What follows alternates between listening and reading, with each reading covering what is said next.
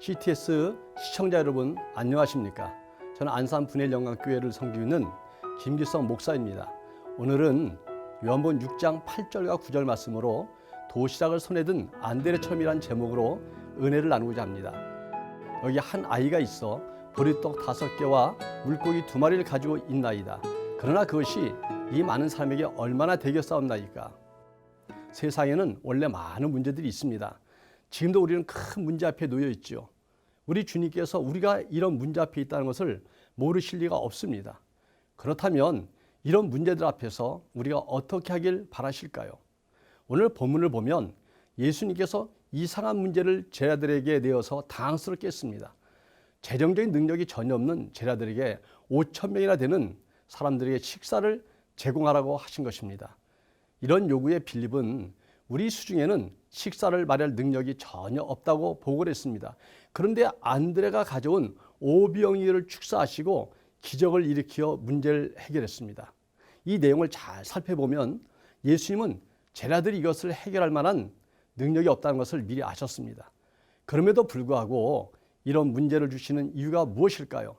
어차피 예수님께서 해결하실 것이면서 왜 이런 문제로 제자들을 곤란하게 하셨을까요? 그리고 예수님이 5병이를 들고 축사하셨다는데 뭘 감사하실 것인가요? 우리는 여기서 주님은 제자들이 스스로 해결할 수 없는 문제 앞에서 어떤 태도를 보이는지를 보시길 원했습니다.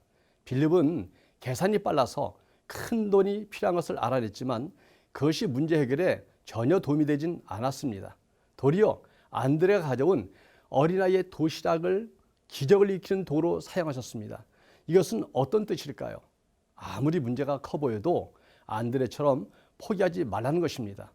우리는 우리 자신의 지혜를 너무 과신합니다.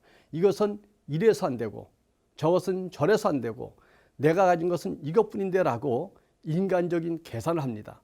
결국 내 능력으로 모든 것을 해결하려는 잘못된 태도이죠. 그러나 안드레는 포기하지 않았습니다.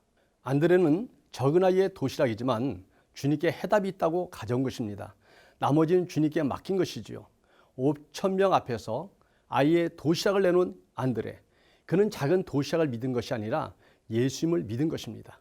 주님은 안드레의 이런 믿음에 축사를 하신 것입니다. 적지만 주님 믿는 믿음으로 내놓은 작은 도시락. 이런 안드레의 믿음이 기적을 일으킬 수 있는 계기가 되게 한 것입니다. 제가 아는 동기 선교사님의 간증이 있습니다. 선교지에서 재정적인 문제 때문에 기도했습니다. 주님, 선교 재정이 필요합니다. 그래서 아이를 가르치는 일을 통해서 재정을 충당하려고 합니다. 어떻게 생각하세요? 주님이 응답하셨습니다. 마음대로 해라. 내가 학생들을 가르쳐서 50%의 재정을 만들면 나머지 부족한 50%는 내가 채워주마. 근데 만약 20%밖에 못 만들면 걱정하지 마라. 부족한 재정 80%를 내가 다 채워줄게 하셨습니다. 결국은 부족한 것은 주님이 다 채워주겠다는 말씀입니다. 이 응답의 의미를 깨달은 선교사님은 돈 버는 것을 다 포기하고 선교만 했습니다. 결국 선교에 필요한 모든 재정을 하나님께 다 채워주셨습니다.